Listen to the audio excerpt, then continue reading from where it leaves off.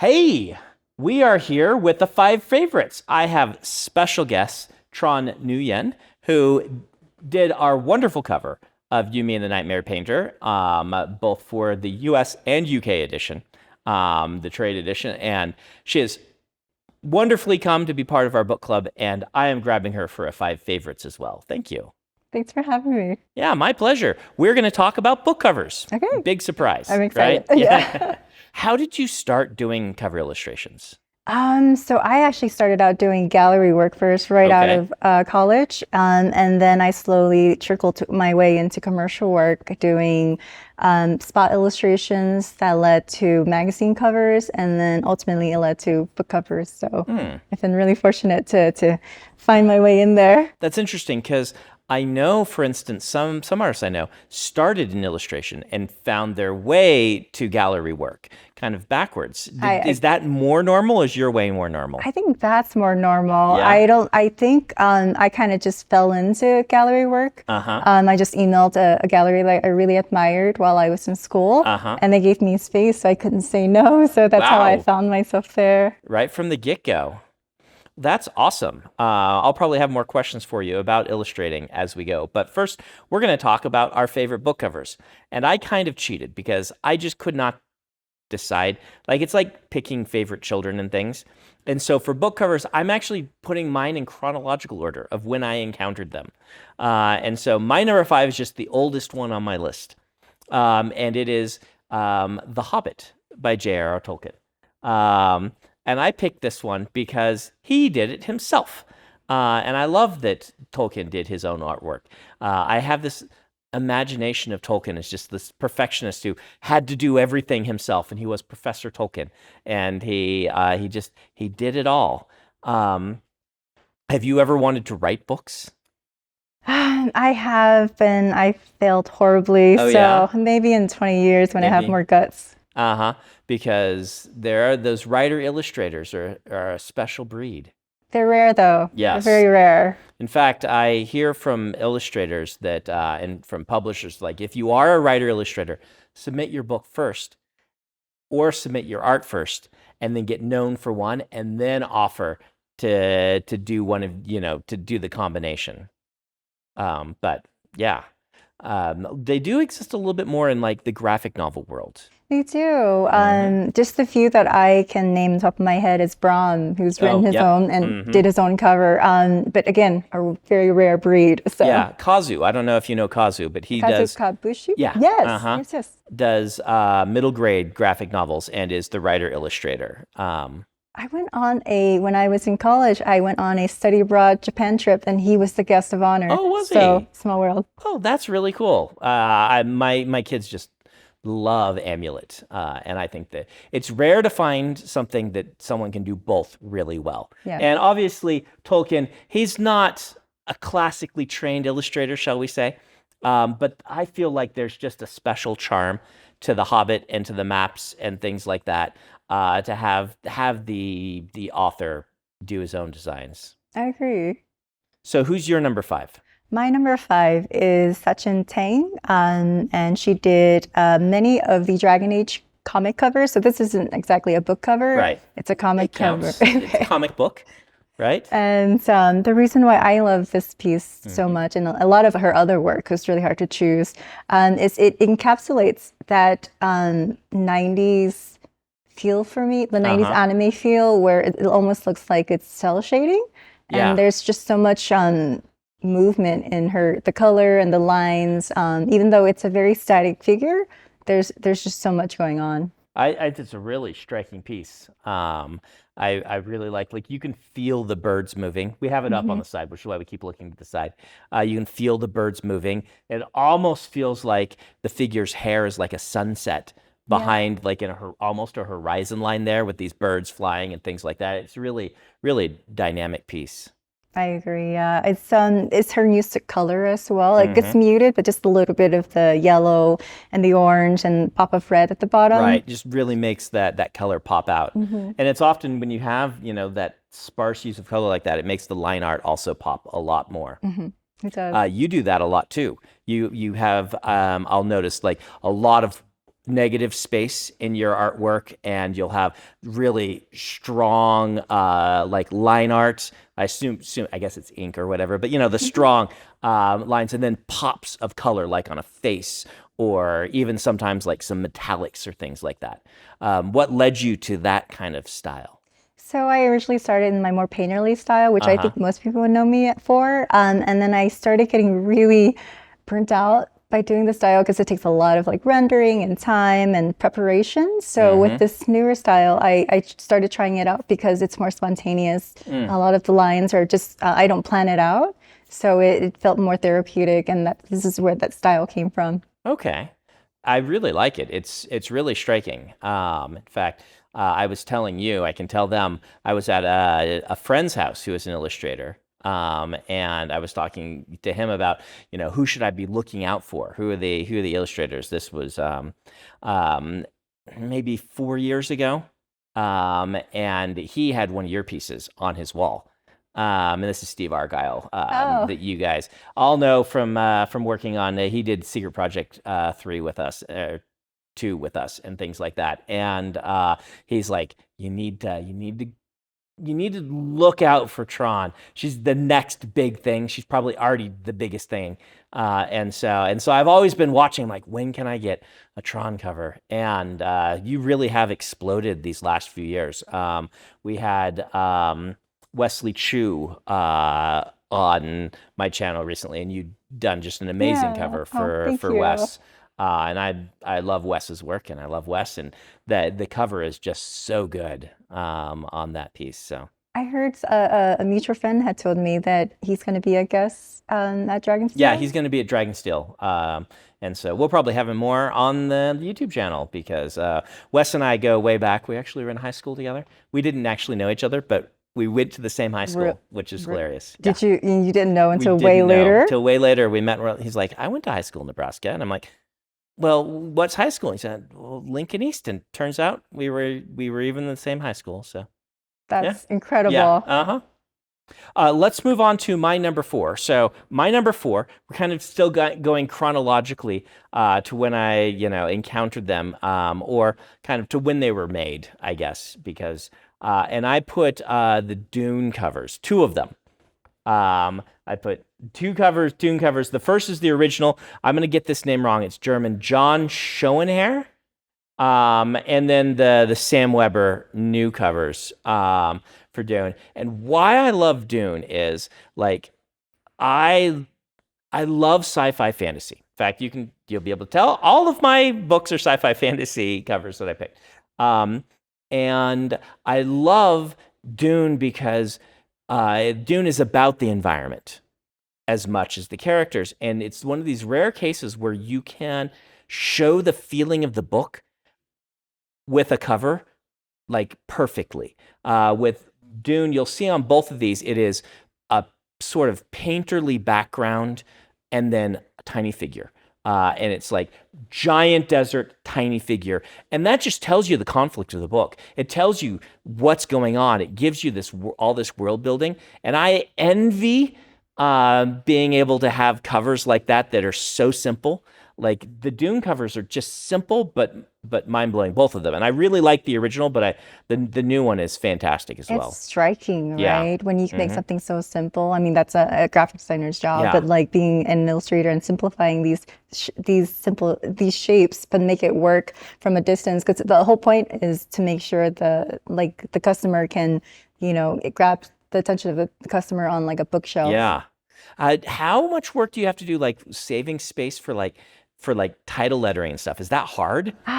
In the beginning, it was definitely hard because I was very much, there's always a fear of like negative space, like, oh, no, it looks unfinished. I need to like add detail, render everything. So I've learned in the past 6-7 years to, it's nice to have breathing room.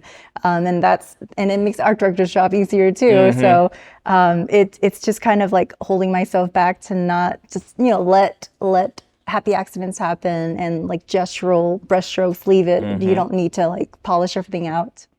Do you work in a physical medium for all of your book covers? Are you digital only for some? Do you do only digital only? How do you work these days? So it's all traditional. I with my Painterly, it's acrylic and colored pencil on watercolor paper, and then for my more linear work that I did for your cover, it's ink and graphite on Bristol paper.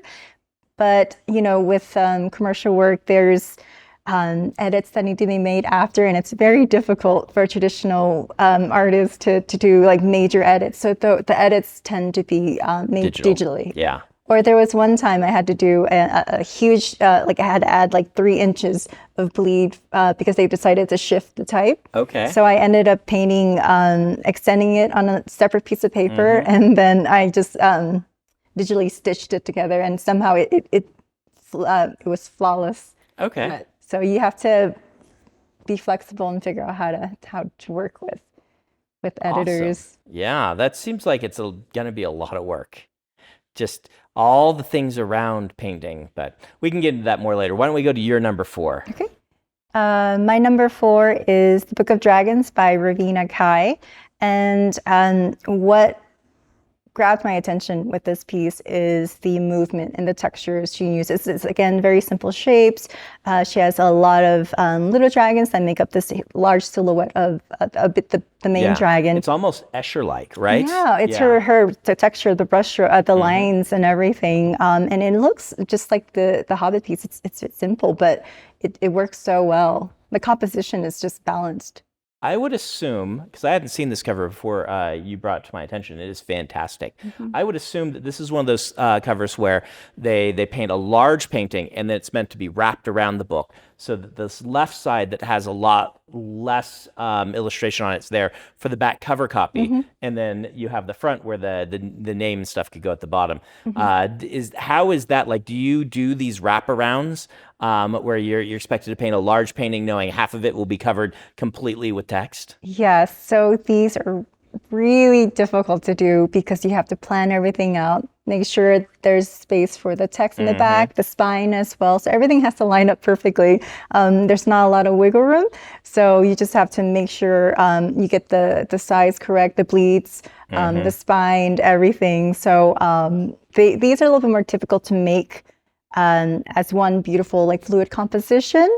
But I try to do my best because I don't want it to look truncated. You have the back and then the front. I want it to be one beautiful piece. They always look a little, I love them, but they always look a little odd for me. And I wonder if this is, again, I don't have the language to talk about art the way that you do because I'm not trained in visual arts. In fact, I took one class in college just so that I would be able to have some measure of language to talk about it, but these always feel a little off balance to me. And you do see pieces that'll be heavy on one side or the other, but it feels like it's often the left side that's heavy, and it's kind of drifting off to the right or something like that. Every time I see one of these pieces, something about them just feels off balance. Intentionally, that's the artist's skill making it that way because it's going to be balanced by text. Yeah, it's you have to see everything ahead of time, and so even though it looks odd because it doesn't look like the composition is working, but it will once everything works together. Exactly. So we're going to go to number 3 for me here, and my number 3 is Dragon's Bane by Michael Whelan. Now, Dragon's Bane is one of his kind of in the earlier part of his illustration career, and I know he probably wouldn't count it as one of his greatest works. I mean, it's Michael. Everything he does is amazing, and even I would be like, all right, I can acknowledge, like for instance, his Dark Tower covers. If we're just looking, not even his gallery work, it is his illustrative work. It is probably they're probably superior to this in some technical ways.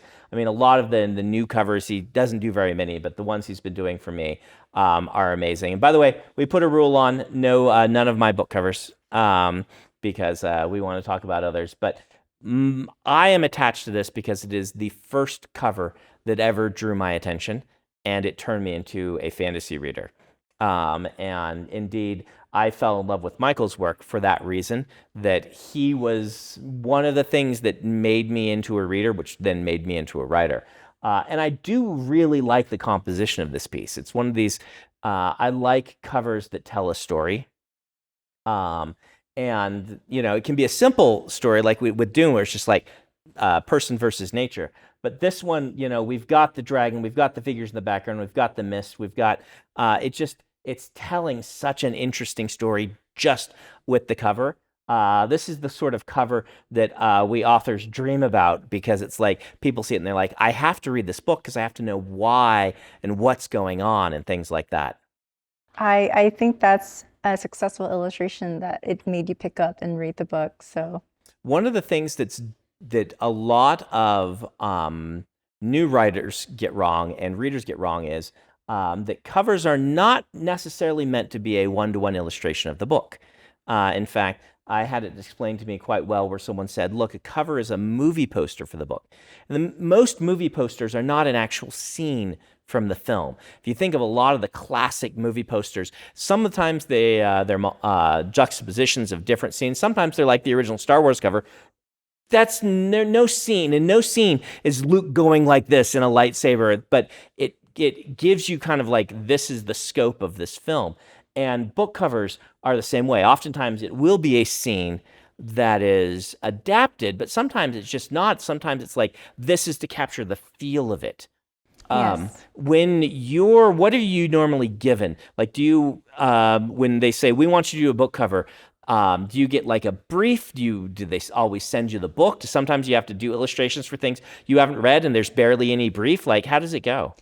Depends on the client. Sometimes they won't have a manuscript ready, so Yeah. I just read from their quick brief that they send me, the character descriptions and the general like synopsis of the story.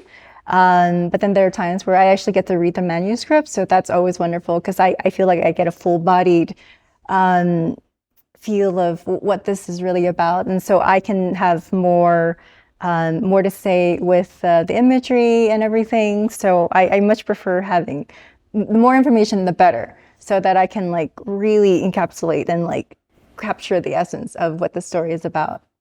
Now, I know Michael, one of the big challenges in his life, Michael Whalen, I should have said his last name. I don't know if I did. Michael Whalen. One of the challenges in his life has been balancing his desire to do gallery work with his desire to do illustrative work, book covers and things. How do you find that balance?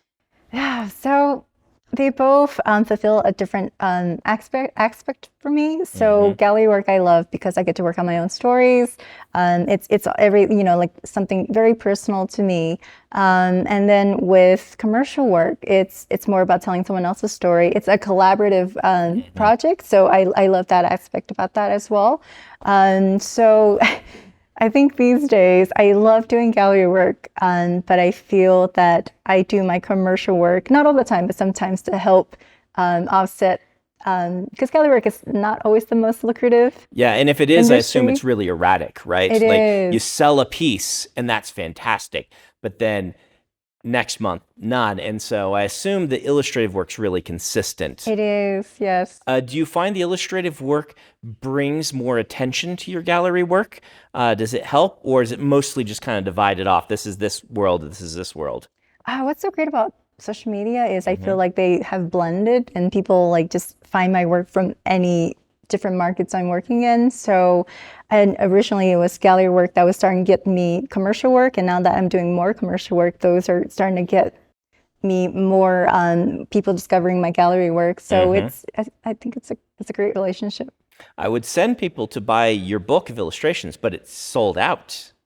Because my Howard Lyon, who did Secret Project 1, was here getting a copy signed by you, and I stealthily went to Amazon. I can need to get one of those, but there's not any of them. But you said you're going to have another one eventually. Yeah, so hopefully by the end of this year, John Fless and I will be working on a second edition for it, as well as a new book as well.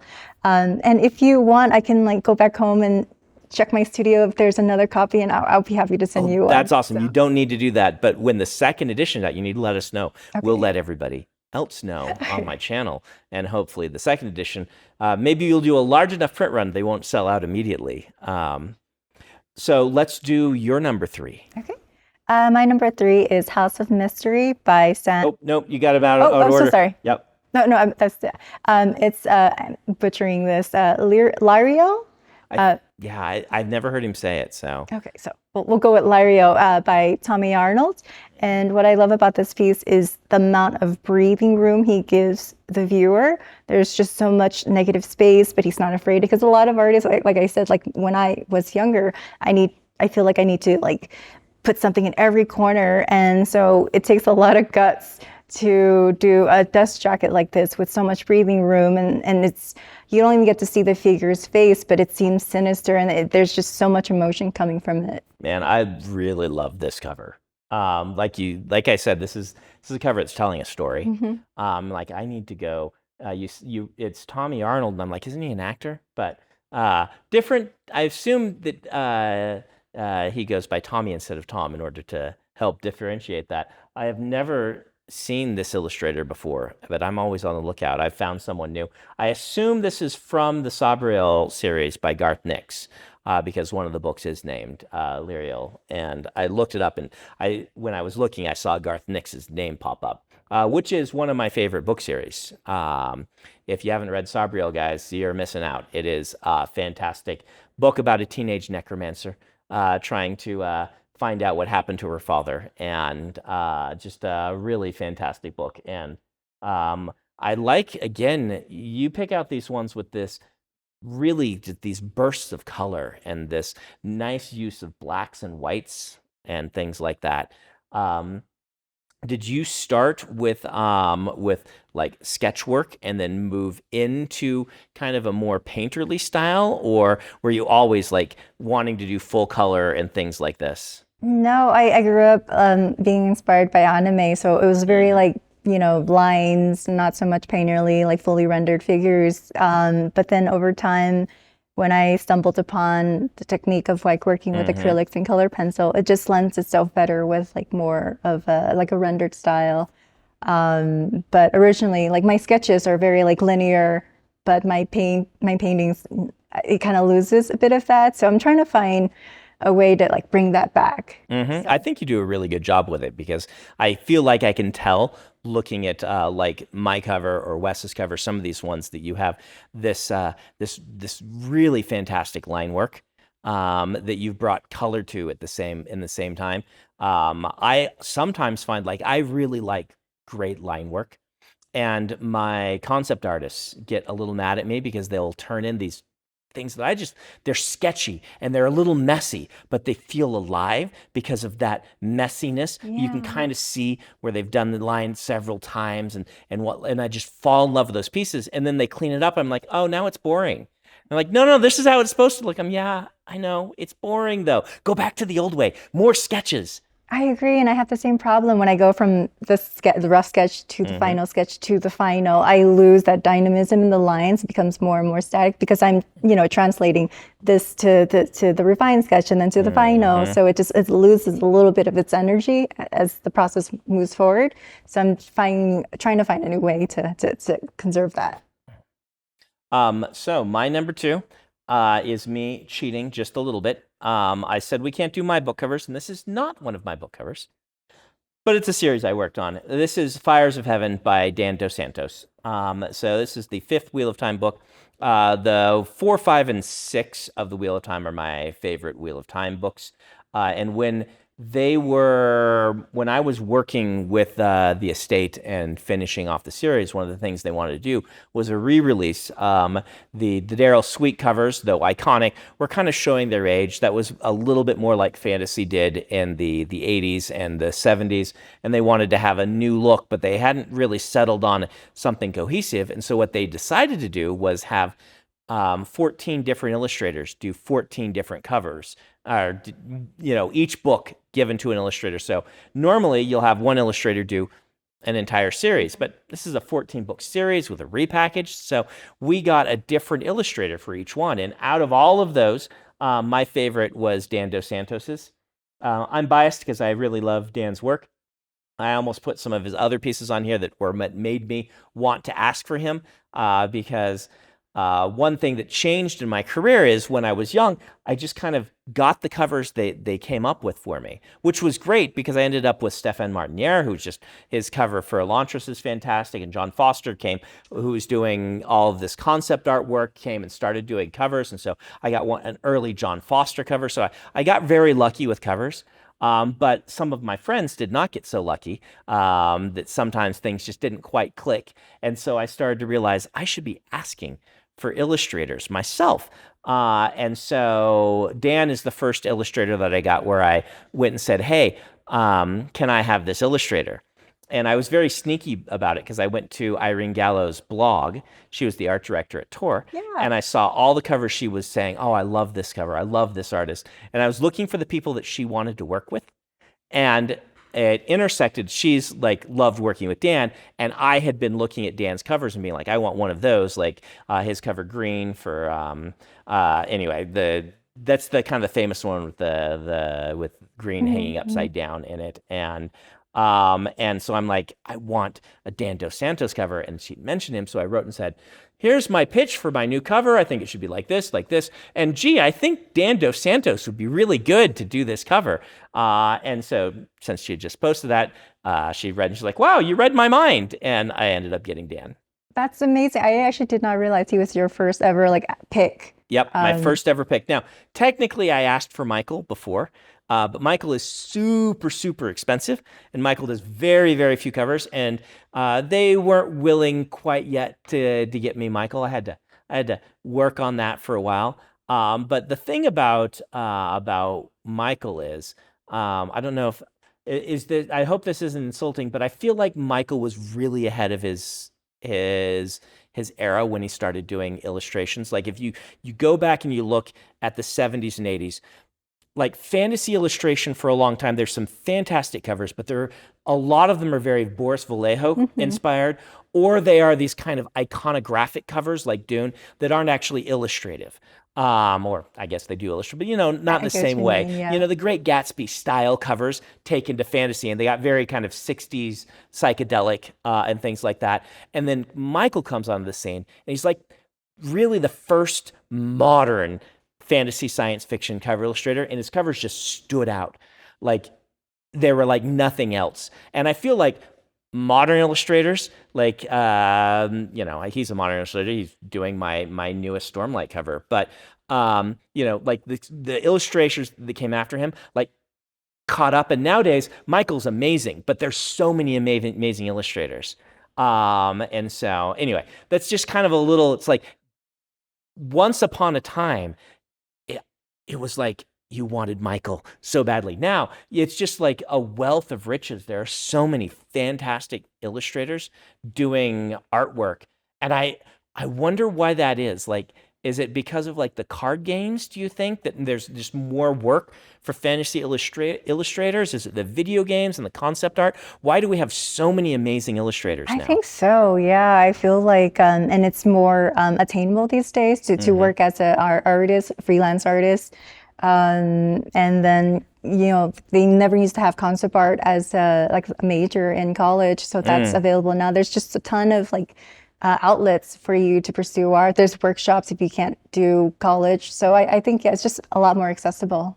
How do you pick the projects? Because just knowing a little bit about how much people are talking about how awesome your artwork is, I actually was surprised we managed to get you because I'm like, she's going to be busy. How do you pick the projects? I'm sure you have to turn down a lot of work. I mean, I had a really hard time saying no when I first started out, but now I feel like the less I say no to projects, the more lackluster my paintings are, because I'm just spreading myself thin, I'm burning out, I'm just churning, it's like deadline after deadline. So I feel like the past 5 years, I've kind of take a step back and only accept projects that speaks to me, that's either close to my heart and my that has like an Asian influence to it, or a story that just captures me. But I feel like if I'm more selective with my projects, the better work I churn out. So, well, I'm honored that you were willing to do our cover for us. Well, I'm so glad you guys were able to work with the schedule. Yeah, well, when I heard we had a chance, I'm like, well, do whatever you have to do. So we should get your number two. I know we're going long on this one. Sorry, we're blabbing a lot. Number two is House of Mystery. It's a comic cover by Sam Weber, who's also done work for you. And it was hard to select one from him. But this one stood out to me the most because of the concept, like to show horror in an illustration is really difficult without it being tropey or cheesy. So the composition, the concept, the house with the large scale portrait of the woman, but her eyes are missing, and there's these flies that make up her eyes. It's just phenomenal. It is. Speaking of line work in black and whites, I guess this is probably ink work, not line work. I don't know. I don't know the right terminology. But this is really striking. You like good contrast in your artwork, I'm noticing. I also just realized, I think 4 out of 5 of the pieces I've chosen have been like monochromatic. Yeah. So that's really, I think you are kind of part of this group that's kind of on the cutting edge of that, because we're seeing that, like, what's the Babel? House of Babel or Babel, the cover, you're seeing a lot more stark contrast, blacks and whites, maybe as kind of a reaction to some of these really lush, I mentioned the Wheel of Time original covers and things like that style. And they're really standing out on the shelf. They're quite dramatic. So I feel like you're kind of leading a group of illustrators that are the current wave in cover illustration. Thank you for saying that, but I think I'm just going with the flow. I did want to mention a honorable mention. We both wanted to put a mono on our list, and we couldn't figure out if mono had actually done any book covers. I know he's done a couple of comic covers. He did the Batman one recently. I think he did a poster for one of the DC movies. Okay. And then magic cards, but no book covers. Because I was going to put his Elric on, because I'm like, I swear this is a cover, but I couldn't figure out if it was the cover or things like that. I love Michael Willen did some Elric covers, but Mono's Elric just really encapsulates Elric for me. And if you're not familiar with Elric, these are some fantastic fantasy novels from the 70s by Michael Moorcock. I believe the 70s. I'll have to look up because I'm not familiar. Yeah. It's about an albino who has a sword that keeps him alive, the magic sword, but the sword also has to feed on souls to power. And so you've got this guy who kind of wants to be heroic and save people, but he has to use this evil sword because he's got health issues that without his sword he would not be able to go be a hero. So they're very early grimdark is how you would kind of presaging the sort of modern grimdark movement. So I'm going to go with my number one, which again is not number one in quality, just kind of as I encounter them. This is kind of going through my life. Lately, I've been looking a lot at YA covers, because another place that really interesting things are happening is in the YA space, the YA fantasy space. And you're getting a lot of attention to kind of detail in, how can I even describe this? You're getting a lot more focus on how the lettering interacts with the details, and you're getting a lot more look at kind of just like a whole package of a cover, if that makes any sense. Rather than just a figure, it's a figure and all the things around them. And a lot of these are going very illustrative. By that I mean illustrative. They're not doing figures. They're doing kind of representational, like logographic imagery and things like this. But I love Charlie Bowater's Bone Crier's Moon. This is part of what made me want to have Charlie do my Skyward covers. There's something about this cover, again, that tells a story. I like that there's two figures on the cover, the male and the female, right? Back to back, but not looking at each other. I like this sort of feel of the foliage surrounding it and coming at them. It gives them this sort of, we're being vexed, we're being attacked, but we're also reluctant allies. It just tells such a great story. And then you've got the black and the white as the contrast. It just really, the whole package works so well for me. And I think Charlie, she just does amazing work with covers, and I was super, super happy to land her. So you can see kind of a recurring theme. It's like people that I wanted to work with end up on Brandon's favorite list. But I just really love her work, and this is, I think, my favorite of her pieces. For lack of a better word, I feel like her characters have so much character. Yeah. Yeah. Mm-hmm. Well, shall we do we'll end with your number one? Sure. My number one is James Jean's cover he did for the Fables, 1001 Nights of Snowfall. And just, I grew up loving his work. I learned about him in college, and I wanted to emulate him for the longest. And then I started finding my own style. But he's always like kind of had like a part of my heart, because it's the way he illustrates, the way he does composition, the way he can have these multi-figured dust jacket covers, but make it work so well, and it's balanced, and the way he illustrates creatures, wolves, tigers. I feel like he has such an original voice that I don't know if I could compare him to anyone. There's really nothing quite like him. Like, I saw that, I'm like, I know that name, and I looked it up, and he's one of the illustrators we've come back to time and time again, where I say, my art director's like, look at this, look at this, look at this. Looks like nothing else on the market, but really is dynamic and gorgeous. Would like to get a cover by him someday. But yet another kind of high contrast, low color, what would you say? Low saturation? No. Low saturation? Do I have a low saturation? I would say monochromatic. Monochromatic, yeah.